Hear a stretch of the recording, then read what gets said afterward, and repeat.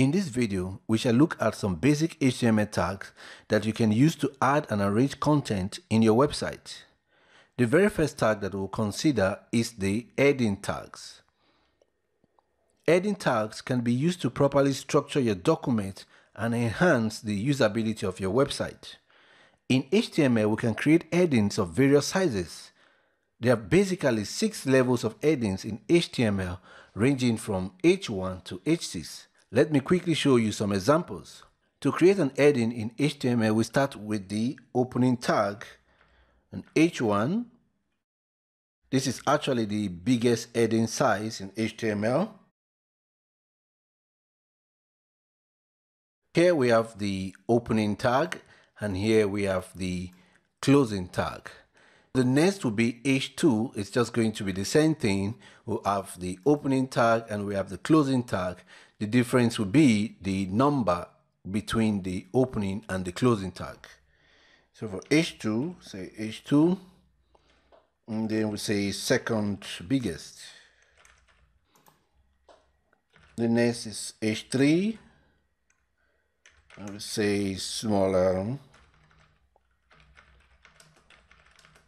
than H2. Next we have H4, which is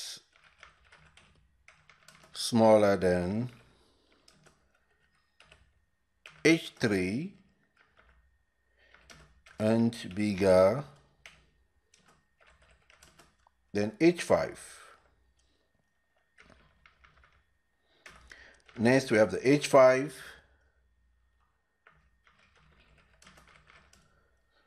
smaller than H4, bigger than H6. Next we have the H6, which is the smallest.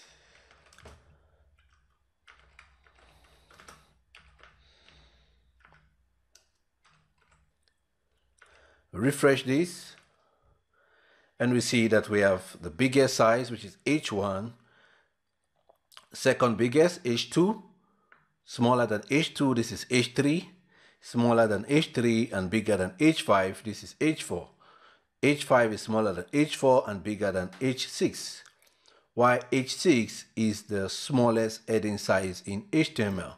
Another thing you notice here, the browser will automatically add a space before and after each heading element that we use in our page. Headings are very important in HTML. They can really enhance the readability of your website. This is because when viewers get to your site, they want to be able to narrow down content that are important to them. So including the headings in our website will allow users to easily find the content that they're looking for in our website. And also for search engine optimization, this is very, very important. The next tag that we're going to look at is going to be the paragraph tag. So I'm going to send a heading here and say paragraph. Basically, HTML paragraph tag allows us to structure the text in our document into different paragraphs. Each paragraph will basically begin with the opening P tag and the closing P tag. In between the opening and the closing P tag will be the content of the paragraph. So let's see this example. I will grab a text and paste it in between the tag. You can see the text being displayed here. You can have as many paragraphs as you want to have in a document. All you need to do is use the opening and the closing P tag to create various paragraphs. So when I save this, you'll see the content reflects on the page. And in between each paragraph, you'll see that there's a space here that is automatically added for us by the browser. The next tag that we're going to look at is the horizontal line tag. This will basically allow us to create a straight line from the left margin to the right margin in our document. For example, if I'm going to create a line in between these two paragraphs, all I need to do is to simply use the HTML arrow tag. So this basically creates a straight line for me from the left to the right, including the spaces. Arrow tag can be used in any part of our document. we can put this at the very top of our document here. We can use it basically in any part of our document based on how we want to structure the web page. The next tag that we're going to look at is the line break tag. The line break element basically instructs the browser to start from the next line in such a way that anything after the break tag will be moved to the next line in the document. Let's quickly see an example here. We're going to create a new paragraph here. First of all, we save and see the result.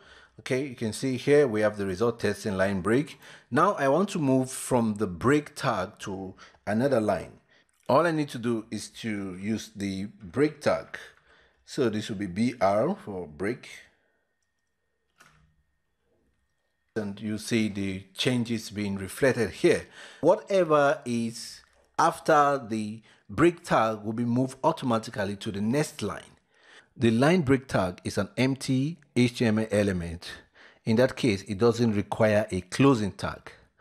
All we need to do here in order for our document to be compatible with various versions of HTML and not to be misunderstood by the web browser, we include a space and a slash after the B arrow. If the space is omitted, older browsers will find it difficult to render the line break. Alternatively, we can remove the slash and save it. We'll still get the same result. The only downside to that will be that this document will not be compatible with SHTML document. The next tag that we're going to look at is the pre-tag. The pre-tag allows us to preserve the format used in our HTML document such that the output will appear as it is written within the document. This will allow us to preserve line breaks and white spaces in our HTML document. We know that by default, HTML is going to ignore any space that I had here. So for example, I'm just going to add spaces here and save. You see that HTML completely ignores these white spaces. So if I wanted to show something exactly the way it is written within the text editor, I will use the pre-tag. Let's quickly see some examples. So we start with the opening and closing pre-tag. It's always a good practice to open and close at the same time. In that way, you don't get to forget that you have not closed the tag. So I want to display some characters here.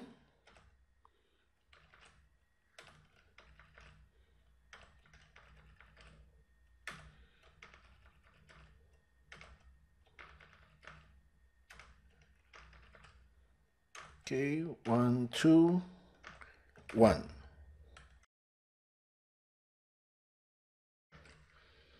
Refresh. You can see that it's appearing the same way that it is written in the document. If we remove the tag and save this document and refresh the document, see that it all appears in one line.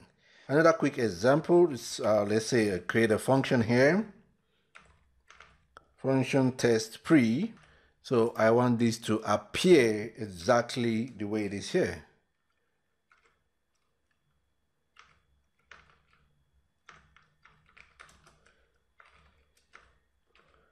Display results. Do a refresh. You see that it appears exactly the way it is written within our text editor. Alright, so let's quickly walk through again. The first tag that we looked at was the heading tags, and we saw that we can have from H1 to H6, H1 being the biggest and H6 being the smallest. Next, we look at the paragraph, which can be used to structure text within our documents. And again, we saw the horizontal line, which allows us to create a straight line from left margin to right margin within our document. And next, we look at the line break tag, which allows us to move content to the next line in our document. And finally, we saw the pre-tag that allows us to preserve the format of HTML document.